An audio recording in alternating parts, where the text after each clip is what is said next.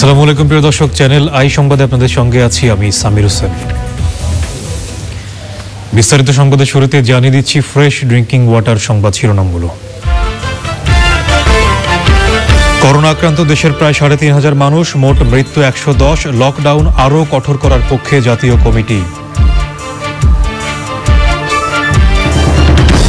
৬৪ জেলায় দায়িত্বপ্রাপ্ত সচিবদের কাজ শুরু। মানুষকে ঘরে রেখে সংক্রমণ রোধ ও সুষ্ঠুভাবে ত্রাণ বন্টন বড় চ্যালেঞ্জ।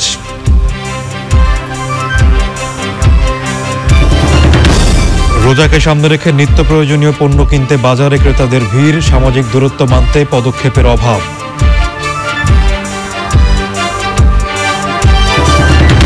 করোনায় ক্ষতিগ্রস্ত প্রান্তিক মানুষের জন্য কেন্দ্রীয় ব্যাংকের ৩,০০০ কোটি টাকার প্রণোদনা। চরম সংকটে মধ্যবিত্ত।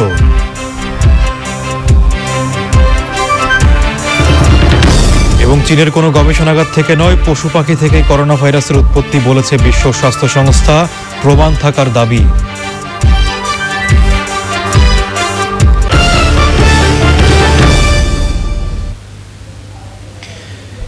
এছাড়া নিটল ডাটা বিশেষ সংবাদে থাকছে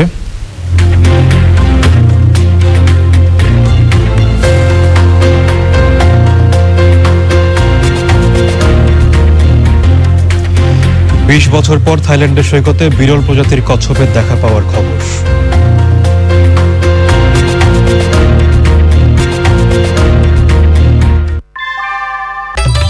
ঘরের চালের স্থায়ী সমাধান আনোয়ার সিমেন্ট শীট, সব সিজনেই ফিট। সংবাদ শিরোনামগুলো জানাচ্ছিলাম। এখনকার এই সংবাদ আয়োজন একই সঙ্গে চ্যানেল আই অনলাইনের লাইভ টিভি এবং ভেরিফাইড ফেসবুক পেজে সরাসরি প্রচার করা হচ্ছে। দেশে করোনা আক্রান্তের সংখ্যা ৩,৫০০-এর কাছাকাছি, মোট মৃত্যু ছাড়িয়ে ১১০। একদিনে নতুন আক্রান্ত ৪৩৪, মারা গেছেন ৯ জন এবং সুস্থ হয়েছেন ২ জন। স্বাস্থ্য বুলেটিনের পরিসংখ্যানে দেখা যাচ্ছে সুস্থ হওয়ার বিপরীতে মৃত্যুর সংখ্যা বেশি। চকর মালিতের রিপোর্ট। পরপর দুদিন করোনায় আক্রান্তের সংখ্যা ৪০০-র ঘর থেকে নামছে না। ২০ এপ্রিল নতুন আক্রান্তের সংখ্যা ছিল ৪৯২ আর ২১ এপ্রিল ৪৩৪ জন। প্রথম আক্রান্তের সংখ্যা প্রতিদিন ১-২ জন বাড়লেও পরে ১৫-২০ জন করে বাড়ছিল। এখন প্রতিদিন বাড়ছে ১০০-২০০ করে। স্বাস্থ্য অধিদপ্তরের ৪টি হটলাইন মঙ্গলবার দুপুর পর্যন্ত ২৪ ঘণ্টায় করোনা বিষয়ে কল পেয়েছে ৭৮,৭৯৬টি। নমুনা সংগ্রহ করা হয়েছে ৩,১২৮ জনের, আর পরীক্ষা হয়েছে ২,৯৭৪টি। তাদের মধ্যে সংক্রমণ নিশ্চিত হয়েছে ৪৩৪ জনের শরীরে, আর ২৪ ঘণ্টায় মারা গেছেন ৯ জন, সুস্থ ২ জন। এ পর্যন্ত দেশে করোনায় আক্রান্তের সংখ্যা ৩,৩৮২ জন, চিকিৎসাধীন ৩১৮৫, সুস্থ হয়েছেন ৮৭ জন, মোট মৃত্যু ১১০। কোয়ারেন্টাইনে ৮৩,৮০২ এবং আইসোলেশনে ৭৬৫। গত ২৪ ঘন্টায় ৪৩৪ জন এবং এ পর্যন্ত রোগী শনাক্ত ৩,৩৮২। অত্যন্ত দুঃখের সাথে জানাচ্ছি গত ২৪ ঘন্টায় আরো ৯ জন মৃত্যুবরণ করেছেন এবং এ পর্যন্ত মৃত্যুর সংখ্যা ১১০ জন। এই ৯ জনের মধ্যে পুরুষ ৫ জন, মহিলা ৪ জন। কোয়ারেন্টাইনের শর্তগুলো কঠোরভাবে মেনে চলার পরামর্শ দেওয়া হয়েছে বুলেটিনে।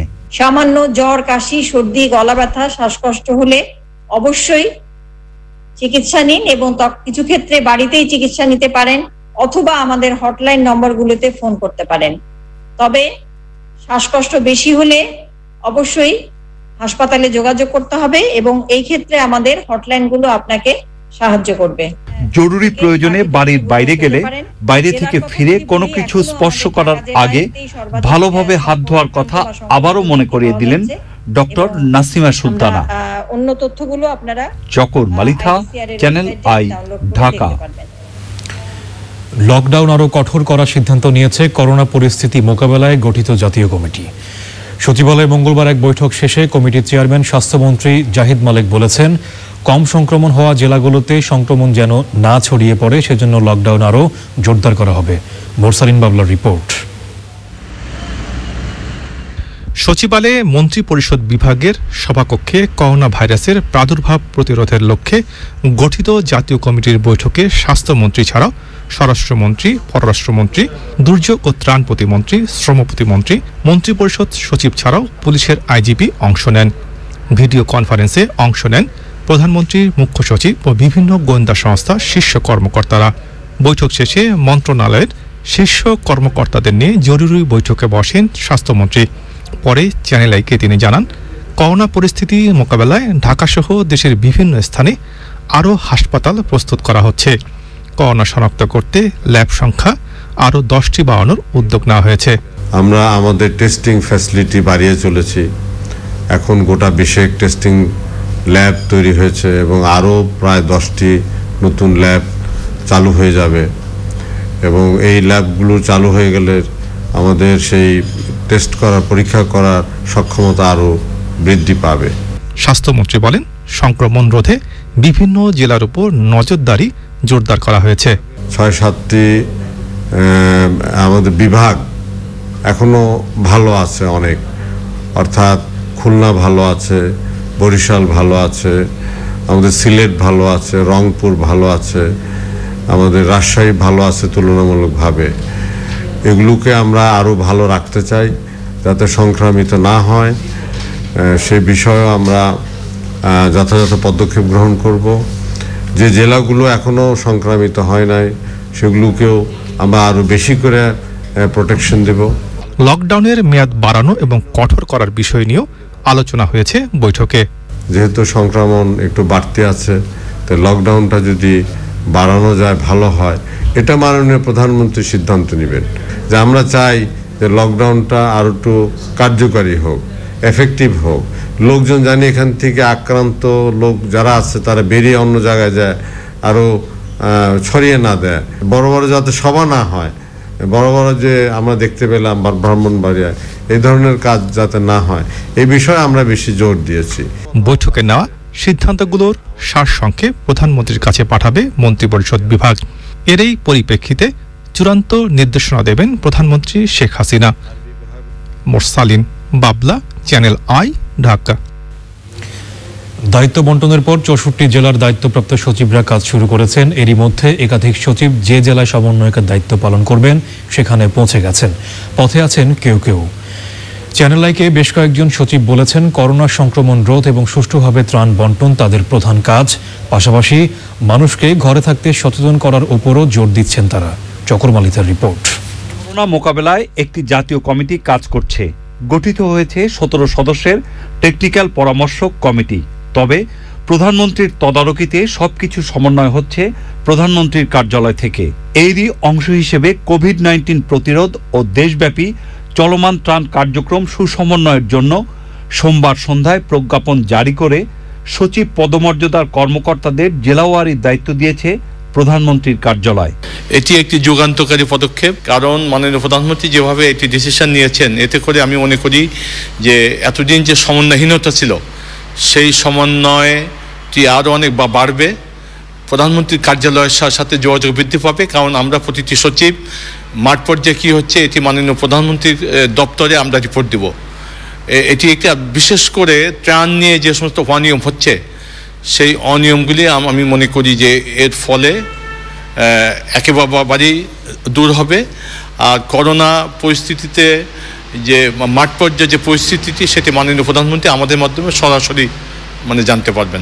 এরই মধ্যে সচিবরা কাজ শুরু করে দিয়েছেন যার যার জেলায়। বিভিন্ন রকমের সমন্বয়হীনতা দেখা যাচ্ছিল, তার মধ্যে অন্যতম হচ্ছে ত্রাণ বিতরণ এবং স্বাস্থ্য সংক্রান্ত বিষয়ও কোভিড-19-এর এই বিষয়গুলো যাতে রাজনীতিবিদ, স্থানীয় নেতৃবৃন্দ, জনপ্রতিনিধি সহ আইন শৃঙ্খলা রক্ষাকারী বাহিনী, স্বাস্থ্য এবং বিভাগে যারা কর্মরত তাদের এবং সর্বোপরি প্রশাসনকে একসাথে কাজ করার উদ্দেশ্যই হবে এই আমাদের দায়িত্ব পালনের অন্যতম। শরীয়তপুরের এটা হয়েছে মূলত নারায়ণগঞ্জ থেকে গিয়ে, আর ওখানে প্রবাসী যারা ছিল তাদেরকে আর সত্যিকার অর্থেই তারা আইসোলেশন রাখতে পেরেছিল। ওখানে যা মাননীয় সংসদ সদস্য আছে তাদের সাথে কথা বলেছি, পুলিশ সুপার, জেলা প্রশাসক, জেলা পরিষদের চেয়ারম্যান, সবার সাথে কথা বলেছি। আপাতত আমরা যেহেতু মাঠ পর্যায়ে তালিকা তৈরি হচ্ছে, তালিকা তৈরি কাজ হয়তো 25 তারিখের মধ্যে তা শেষ করবে বলেছে। একটু তালিকাটি গুছিয়ে নিয়ে উঠলে তারপরে আমরা সহজমিনে সাতক্ষীরা যাব। আর সবচেয়ে বড় চ্যালেঞ্জ হলো ত্রাণটি বিতরণ করা। যারা না খেয়ে আছে, যারা লোকজনের কাছে হাত পেতে চাইতে পারে না, এরকম লোকজনকে খুঁজে বের করে তাদেরকে ত্রাণ দেওয়াটাই এখন সবচেয়ে বড় চ্যালেঞ্জ সাতক্ষীরার জন্য। বাগেরহাটের উদ্দেশ্যে রওনা হওয়ার আগে চ্যানেল আইয়ের কাছে বিমান মন্ত্রণালয়ের সিনিয়র সচিব বলেছেন, সবকিছু সমন্বয় করতেই জেলা সদরে যাচ্ছেন তিনি। মূলত মানুষকে আমরা সচেতন করতে চাই, যাতে এই দুর্যোগময় মুহূর্তে তারা যেন ঐক্যবদ্ধভাবে কাজ করে, যেখানে কোনো অনিয়ম এবং দুর্নীতি বা কোনো স্বজনপ্রীতির আশ্রয় যেন না থাকে, এবং পরবর্তীতে দেশকে স্বাভাবিক অবস্থায় ফিরিয়ে আনার জন্যই আমরা মূলত সবাইকে নিয়ে সচেষ্ট থাকব। দু একদিনের মধ্যে দায়িত্বপ্রাপ্ত সকল সচিবই জেলা পর্যায়ে পৌঁছে যাবেন বলে জানিয়েছে জনপ্রশাসন মন্ত্রণালয়। চকর মালিথা, চ্যানেল আই, ঢাকা।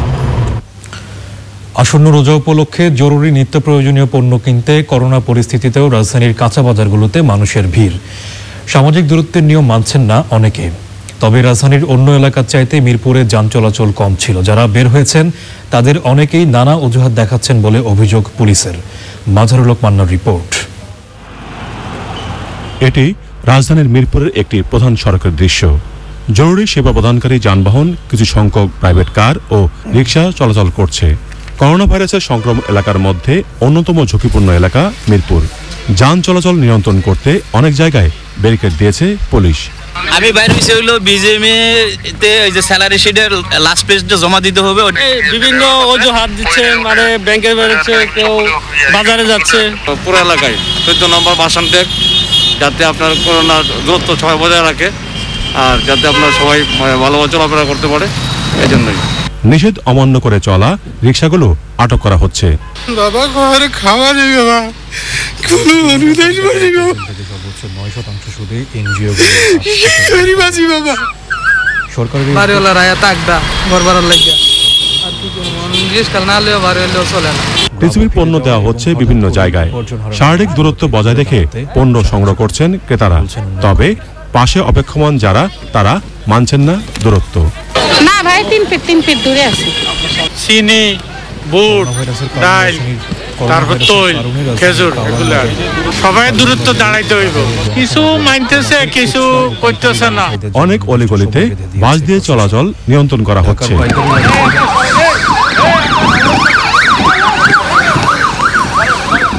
তবে সবচেয়ে বেশি ভিড় কাঁচা বাজারে। রোজা উপলক্ষে ভিড় বেড়েছে বহুগুণ। এর জন্য রয়েছে ক্রেতাদের নানা যুক্তি।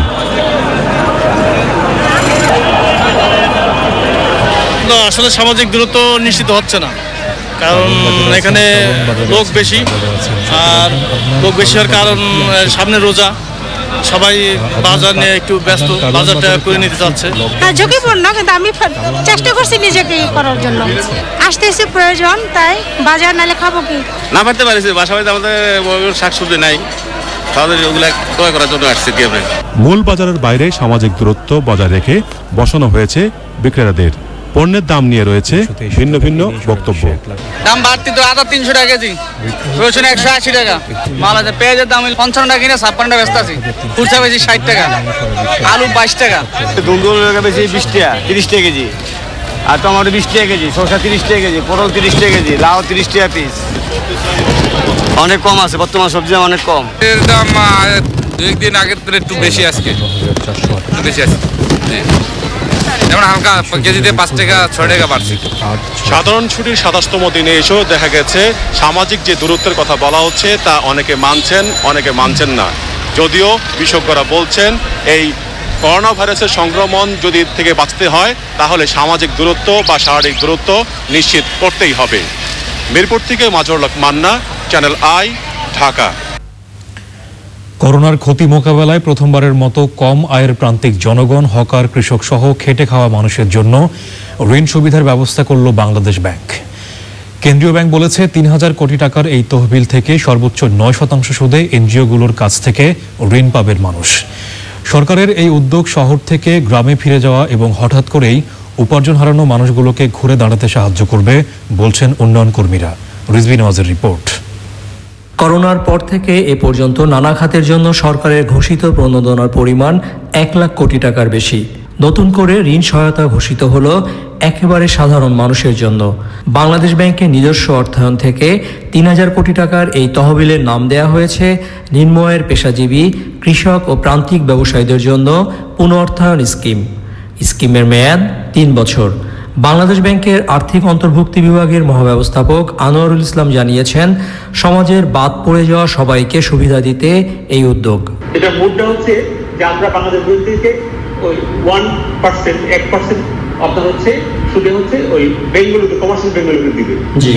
তো তারা মধ্যে 2.5% তারা হচ্ছে তাদের আপনার হচ্ছে তারা চার্জেস বা আপনার সুদ তারা রাখবে, রেখে তারা 3.5% তারা হচ্ছে এমএফআই গুলো সবগুলো যারা হচ্ছে আমাদের যারা মাইক্রো ক্রেডিট রেগুলেটরি অথরিটি আছে এমআরএ, তাদের থেকে যারা লাইসেন্স দিয়েছে, ওই যারা এই এমআরএ ভুক্ত লাইসেন্সভুক্ত যে আপনার এমএফআই গুলো আছে ওরা নিতে পারবে। এবং তাদেরকে আমরা বলে দিয়েছি তারা হচ্ছে গ্রাহক পর্যায়ে করলে 9% বেশি তাদের সুদ বা তারা সার্ভিস চার্জ বলে বেশি আদায় করতে পারবে না। বাণিজ্যিক ব্যাংকগুলো বাংলাদেশ ব্যাংকের কাছ থেকে 1% হারে অর্থ নেবে, আর ব্যাংক সেই অর্থ দেবে তৃণমূলে কাজ করা এনজিওগুলোকে, যাদের ক্ষুদ্র ঋণ দেওয়ার অভিজ্ঞতা রয়েছে। প্রায় 1,30,00,000 লোক দারিদ্র সীমায় পড়ে গেছে হঠাৎ করে, এবং পভার্টি রেট 25 to 35% বেড়ে গেছে। এরা হলো ম্যাক্সিমাম ক্ষুদ্র উদ্যোক্তা, কৃষক, পেশাজীবী এবং এই শহর থেকে চলে যাওয়া মানুষ। তো এদেরকে আমরা স্থানীয় অর্থনীতিতে পুনরুজ্জীবিত করতে পারবো, ফিরে আনতে পারবো। এই প্রণোদনার মধ্যে একটা বিশেষ বিষয় আছে, এটাকে আমি বলবো ডিস্ট্রিবিউটিভ জাস্টিস। অর্থাৎ কেউ ইচ্ছা করলে এই প্রণোদনা থেকে 2%-এর উপরে নিতে পারবে না। বাংলাদেশ ব্যাংকের এই উদ্যোগকে যুগান্তকারী বলে মনে করছেন তৃণমূলে কাজ করা ক্ষুদ্র ঋণ দেয়া প্রতিষ্ঠানগুলো। রিজভিনা ওয়াজ, চ্যানেল আই, ঢাকা। করোনা ভাইরাসের আক্রমণে বিপর্যস্ত বিশ্বের প্রভাবশালী দেশগুলো। নানা বিধিনিষেধের আওতায় রয়েছে বাংলাদেশের 18 কোটি মানুষ। এর মাঝে স্বল্প আয়ের মানুষের জন্য নানা সাহায্য সহযোগিতারও ব্যবস্থা করা হয়েছে। তবে মধ্যবিত্তদের অনেকে বলছেন অভাবের কারণে কষ্ট করছেন, আবার কারো কাছে চাইতেও পারছেন না। মোস্তফা মল্লিকের রিপোর্ট। এই দীর্ঘ লাইন স্বল্প মূল্যে খাদ্য সামগ্রী সংগ্রহের জন্য। ঢাকায় প্রতিদিনই বাড়ছে এমন মানুষের সংখ্যা। সামান্য কিছু অর্থ বাঁচাতে নিচ্ছে জীবনের ঝুঁকিও। অসহায় মানুষদের বাঁচাতে সরকার ঘোষণা করেছে নানা ধরনের প্রণোদন। তবে এরই মধ্যে অনেকের জীবনেই নেমে এসেছে কষ্ট। ঢাকার বাসাবোতে বসবাস করছেন সৌদি আরবে থাকা এক প্রবাসীর স্ত্রী, ছোট্ট সন্তান তার। মদিনায় লকডাউন শুরু হওয়ার পর থেকেই অর্থ পাঠানো বন্ধ করে দিয়েছে তার স্বামী, কারণ তারও নেই উপার্জন। নাম পরিচয় প্রকাশে অনিচ্ছুক এই নারী বললেন তার কষ্টের কথা। আমার হাজবেন্ড ওখানে লকডাউনে আছে, প্রতিদিন সকাল থেকে একদিন 24 ঘন্টায় তারা লকডাউনের মধ্যে আছে। কষ্টের মধ্যে আমরা বোঝাতে পারবো না যে আমরা কতটুকু কষ্টের মধ্যে আছি। মানুষের কাছে চাইতেও পারি না, আবার কারো কাছে বলতেও পারছি না যে আমরা কি পরিস্থিতিতে আছি। বাচ্চা কিছু চাইলে দিতেও পারছি না। আমাদের কথা কিন্তু কেউ ভাবে না যে যারা প্রবাসী আছে তাদের পরিবার এখন কি পর্যায়ে আছে। মিরপুরে বসবাস করা এক তরুণ ব্যবসায়ী বলছেন আর কুলিয়ে উঠতে পারছেন না তিনি চাইছেন না তার পরিচয় প্রকাশ করতে। মাসে লাখ টাকা উপার্জন করা এই তরুণ বলছেন, কার কাছে চাইবেন তিনি অর্থ? আমাদের তো জমানো তেমন টাকা নাই, যা ইনকাম করতাম ওটা দিয়েই ভালোভাবেই সংসার চলতো। ঘর ভাড়া দিয়ে অন্যান্য খরচ দিয়ে কোনো সমস্যা ছিল না। কিন্তু এখন এই 1 মাস ধরে আমার যে কার্যক্রম, আমার ব্যবসা প্রতিষ্ঠান পুরোপুরি বন্ধ।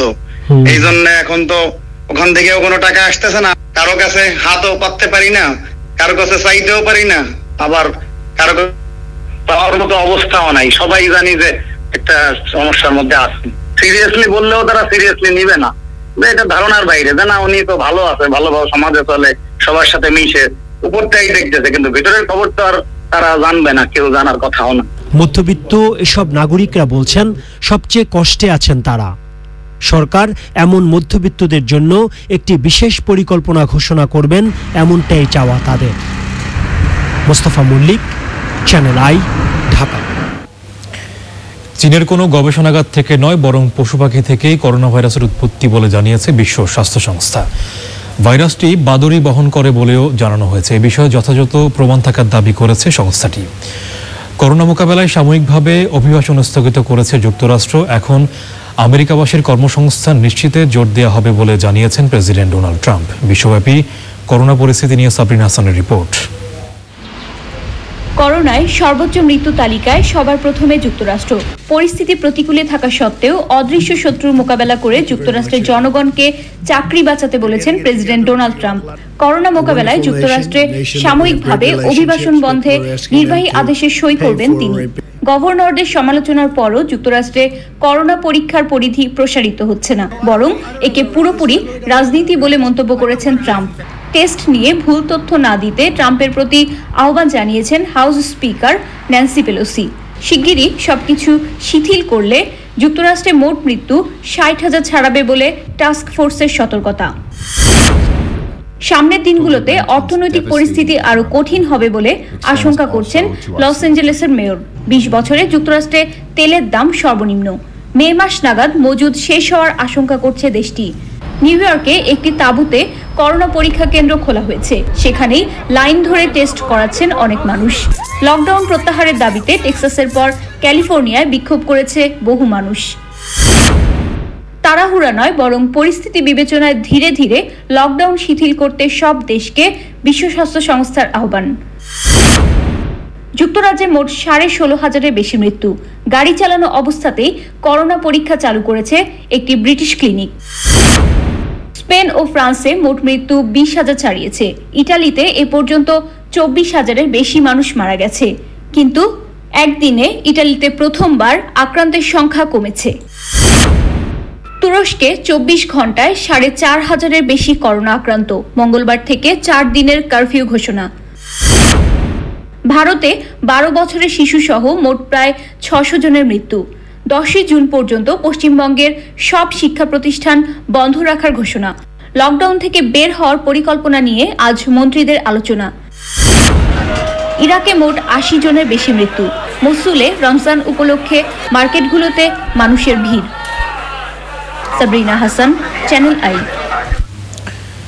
করোনায় নিউ ইয়র্কে আরও 4 প্রবাসী বাংলাদেশের মৃত্যু হয়েছে। করোনার কারণে ঘরবন্দি হয়ে থাকা অবৈধ অভিবাসীদের আর্থিক সহায়তায় নিউ ইয়র্ক অঙ্গরাজ্যের সংসদে বিশেষ আইন পাশ করার উদ্যোগ নেওয়া হচ্ছে।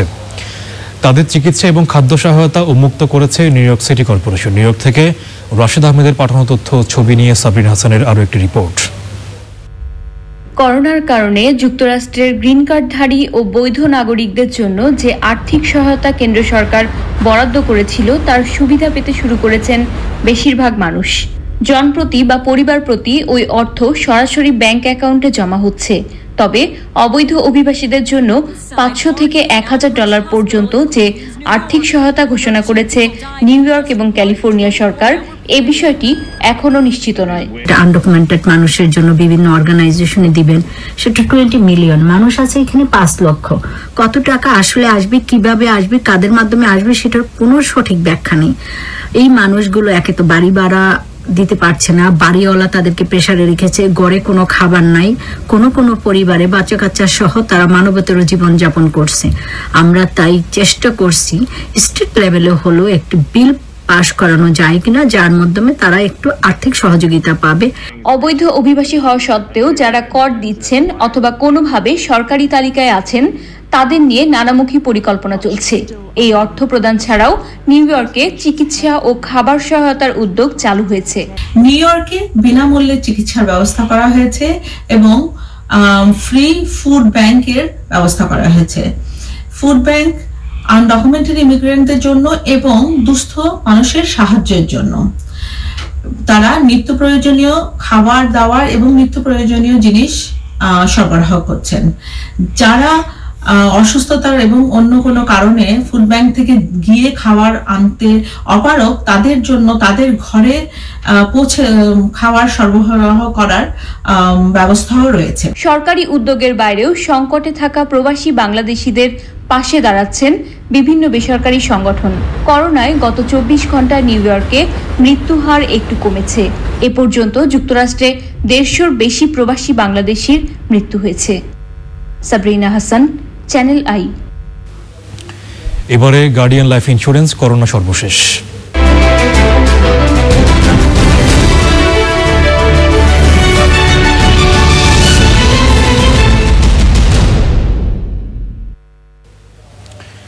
করোনা ভাইরাসের কারণে রাজধানীর কারওয়ান বাজারে জনসমাগম কমাতে খুচরা ও পাইকারি ব্যবসায়ীদের জন্য নির্দিষ্ট সময় বেঁধে দিয়েছে প্রশাসন। ঢাকার পাইকারি ব্যবসায়ীরা ভোর 4টা থেকে সকাল 8টা পর্যন্ত ও ঢাকার বাইরের পাইকারি ব্যবসায়ীরা রাত 11টা থেকে রাত 3টা পর্যন্ত বেচাকেনা করতে পারবেন। কারওয়ান বাজারে আছেন শাকের আদনান, কারওয়ান বাজারে কি আংশিক লকডাউন হয়েছে?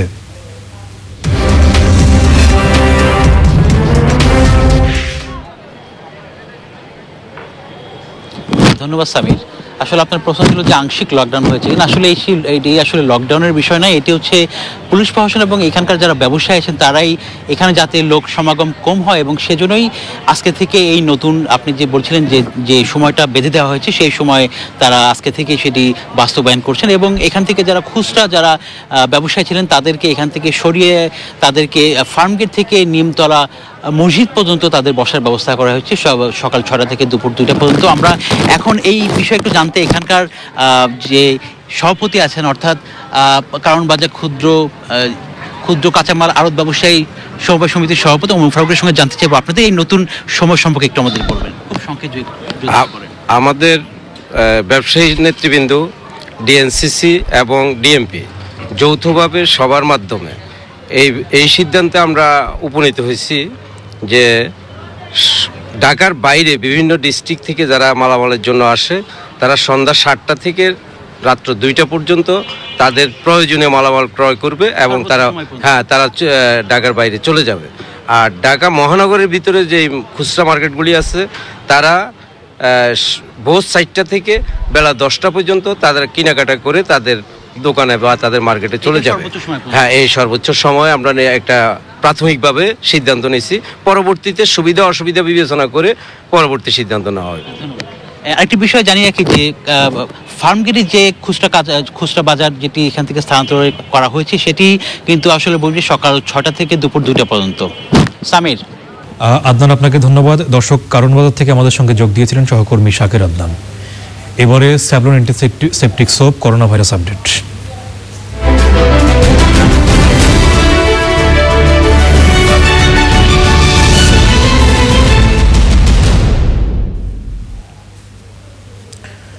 জানিয়ে দিচ্ছি বাংলাদেশে করোনা ভাইরাস সংক্রমণের সর্বশেষ পরিস্থিতি। স্বাস্থ্য অধিদপ্তরের সমন্বিত তথ্য অনুযায়ী মঙ্গলবার দুপুর পর্যন্ত দেশে আরও 9 জন করোনায় মারা গেছেন, আরও 434 জন করোনা রোগী শনাক্ত হয়েছে। এ পর্যন্ত কোভিড-19 মোট আক্রান্ত শনাক্তের সংখ্যা 3,382 জন। তাদের মধ্যে বিভিন্ন হাসপাতালে 3,185 জন চিকিৎসাধীন আছেন, আর সুস্থ হয়ে বাড়ি ফিরেছেন 87 জন। আইসোলেশনে আছেন 765 জন। এ পর্যন্ত প্রাতিষ্ঠানিক কোয়ারেন্টাইনে আছেন 5,874 জন। দেশের বিভিন্ন স্থানে মোট 83,802 জন কোয়ারেন্টাইনে আছেন। এ পর্যন্ত মোট 110 জনের মৃত্যু হয়েছে। জানিয়ে দিচ্ছি বিশ্বজুড়ে করোনা ভাইরাস পরিস্থিতি। বিশ্ব স্বাস্থ্য সংস্থা, জনস হপকিন্স ইউনিভার্সিটি এবং ওয়ার্ল্ড মিটারের তথ্য অনুযায়ী বিশ্বে আজ আরও 21,041 জন করোনা ভাইরাসে আক্রান্ত হয়েছেন। মৃত্যু হয়েছে আরও 1,323 জনের। এ নিয়ে সারা বিশ্বে 1,71,720 জনের কোভিড-19 মৃত্যু হলো। মোট আক্রান্ত দেশ ও অঞ্চলের সংখ্যা 210টি। সারা বিশ্বে 25,01,544 জন করোনা ভাইরাসে আক্রান্ত হয়েছেন। সুস্থ হয়েছেন 6,58,428 জন। বিশ্বজুড়ে মৃত্যুর হার 6.86%। সংবাদের রিপোর্ট জানিয়েছি অশোক লীলান রিফাত অটোস বিরতি, আর বিরতির পর্যায়ে থাকছে সোভিয়েত ইউনিয়নের অক্টোবর বিপ্লবের মহানায়ক লেনিনের 150তম জন্মবার্ষিকী। করোনায় উৎসব না হলেও রুশবাসীর স্মরণ।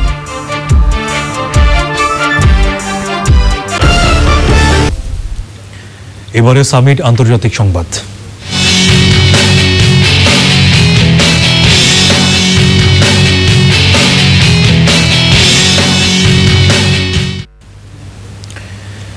সোভিয়েত ইউনিয়নের অক্টোবর বিপ্লবের মহানায়ক লেনিনের 150তম জন্মবার্ষিকী বুধবার। আন্তর্জাতিক সাম্যবাদী আন্দোলনের অন্যতম পুরোধা ছিলেন লেনিন। 1870 সালের 22 এপ্রিল তিনি রাশিয়ায় জন্মগ্রহণ করেন। তিনি ছিলেন মার্ক্সবাদী রুশ বিপ্লবী ও কমিউনিস্ট রাজনীতিবিদ। বলশেভিক নেতা হিসেবে 1917 সালে অক্টোবর বিপ্লবের নেতৃত্ব দিয়ে দুনিয়া কাঁপিয়ে দিয়েছিলেন। জয় হয় সমাজতান্ত্রিক আদর্শের। এরপর কাউন্সিল অব পিপলস কমিশনার্সের চেয়ারম্যান হিসেবে পৃথিবীর বৃহত্তম দেশের শাসক হিসেবে অধিষ্ঠিত হন তিনি। 1924 সালের 21শে জানুয়ারি তিনি মৃত্যুবরণ করেন। এখনও দারুণভাবে প্রভাব বিস্তার করে আছেন বিংশ শতাব্দীর অন্যতম প্রধান এই রাজনীতিবিদ। করোনা ভাইরাসের কারণে তার 150তম জন্মবার্ষিকী অনেকটা আড়ালে পড়ে গেছে, কিন্তু সাম্যবাদী আদর্শের মানুষদের হৃদয়ে এখনও তিনি চির অম্লান হয়ে আছেন। এবারে নিটোলডাডা কৃষি সংবাদ।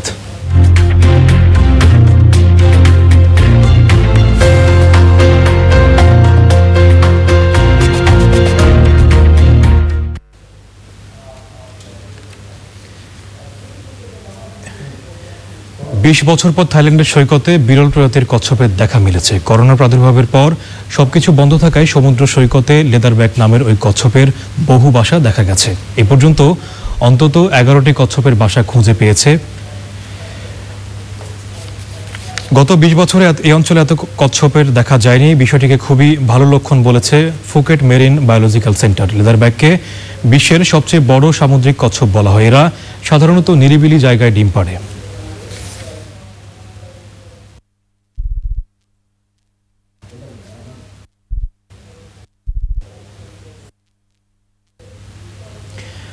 দর্শক, আপনারা দেখছিলেন নিটোলডাডা বিশেষ সংবাদ। এবারে কৃষি সংবাদ।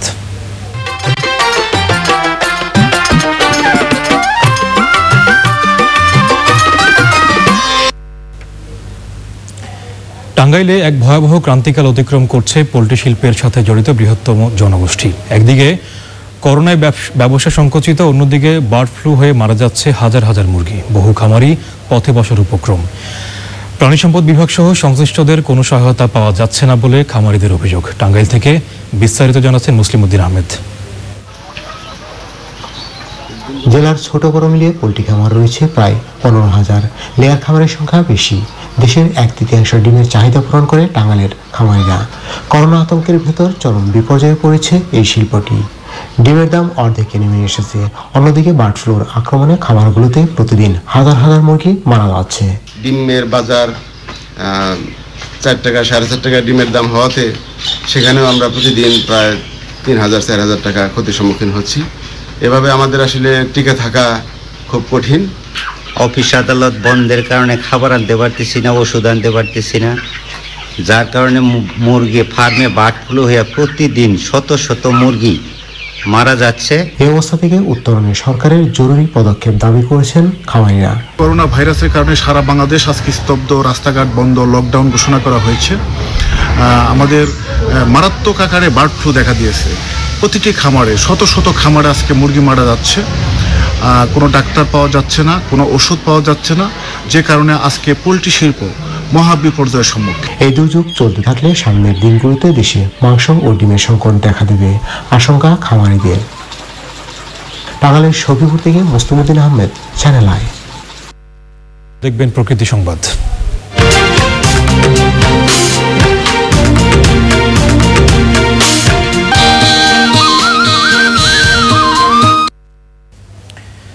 বিশ্ব ঐতিহ্য সুন্দরবনে মিঠা পানির সরবরাহ অব্যাহত রাখতে কুষ্টিয়ায় গড়াই নদীতে নাব্য ধরে রাখা দরকার, কিন্তু উজানে ভারত পানি প্রত্যাহার করায় পদ্মার এই শাখা নদীতে প্রবাহ কমে যাচ্ছে। শুষ্ক মৌসুমে একেবারে শুকিয়ে যাচ্ছে। একই সঙ্গে শহরের পয়ঃবর্জ্যে দূষিত হচ্ছে এই নদী। কুষ্টিয়া প্রতিনিধি আনিসুজ্জামান ডাবলুর পাঠানো তথ্য ভিডিওতে জাহিদুজ্জামানের রিপোর্ট। কুষ্টিয়ার তালবাড়িয়ায় পদ্মা নদী থেকে গড়াই নদীর উৎপত্তি। কুষ্টিয়া, ঝিনাইদহ, রাজবাড়ী, মাগুরা, ফরিদপুর এবং বাগেরহাট দিয়ে বিভিন্ন নামে প্রবাহিত হয়েছে নদীটি। সুন্দরবনে মিঠা পানির সরবরাহের জন্য গড়াইয়ের গুরুত্ব অনেক। এ কারণে নিয়মিতই চলে নদী খননের কাজ, কিন্তু শুষ্ক মৌসুম আসলেই শুকিয়ে যাচ্ছে নদী। এছাড়াও কুষ্টিয়া শহর এবং এর আশপাশে নদী দখল দূষণ দুইই চলছে। গড়াই নদী আমাদের অহংকার, একসময় আমাদের একটা প্রাণের বিনোদনের জায়গা ছিল, তো এখন সেইগুলো এখন আর নাই। নদী দখল হয়েছে, নদী দূষণ হয়েছে। নদী নাব্যতা কমে যাওয়ার ফলে বারবার ড্রেজিং করা হচ্ছে, কিন্তু সেই ড্রেজিং আমাদের জন্য কোনো সুফল বয়ে নিয়ে আসছে না। পরিবেশগত দিক বিবেচনা করে গড়াই নদীর প্রবাহ স্বাভাবিক করার কথা বলছেন জেলা প্রশাসক। কোনোভাবে যাতে এই নদীতে কোনো পয় নিষ্কাশন ব্যবস্থা না যায় সেই বিষয়টি আমরা নিশ্চিত করতে চাই। ওখানে যাতে কোনো রকম অবৈধ বাড়িঘর তৈরি করতে না পারে সেই বিষয়টি নিয়ে আমরা কাজ করতেছি। গড়াই নদী আপনারা জানেন যে এটি পুনর্খনন সহ এটির উন্নয়নের কাজ বর্তমানে চলমান আছে। গড়াই নদীতে পানির প্রবাহ স্বাভাবিক করা না গেলে দক্ষিণ পশ্চিমের জেলাগুলোতে শুরু হওয়া মরুকরণ ভয়াবহ রূপ ধারণ করবে বলেও মনে করছেন বিশেষজ্ঞরা।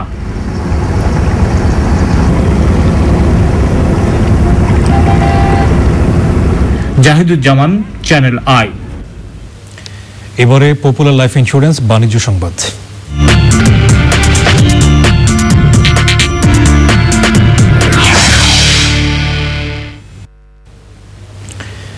বিশ্ব স্বাস্থ্য সংস্থাকে মাস্ক এবং করোনা টেস্ট কিট দিচ্ছেন জ্যাক মা। তার নিজের এবং আলিবাবার পক্ষ থেকে এই সহায়তা করা হচ্ছে বলে জানান তিনি। এর মধ্যে রয়েছে 10 কোটি clinical mask, 10 lakh N95 mask এবং 10 লাখ করোনা টেস্ট কিট। এর আগে চীনের হুবেই প্রদেশে চিকিৎসা সরঞ্জাম কিনতে 1 বিলিয়ন ইউয়ান সহায়তা দেন জ্যাক মা। করোনা ভ্যাকসিন তৈরিতেও অর্থ সহায়তা দিয়েছেন তিনি। আফ্রিকার 54টি দেশে টেস্ট কিট সহ চিকিৎসা উপকরণ পাঠিয়েছেন জ্যাক মা।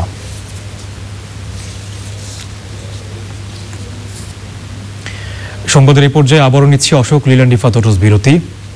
আর বিরতির পর্যায়ে থাকছে নারী ক্রিকেট দলের ম্যানেজার জাভেদ ওমরের বিরুদ্ধে আইসিসির কোনো অভিযোগ পায়নি বিসিবি। বৃহস্পতিবার টেলিকনফারেন্স।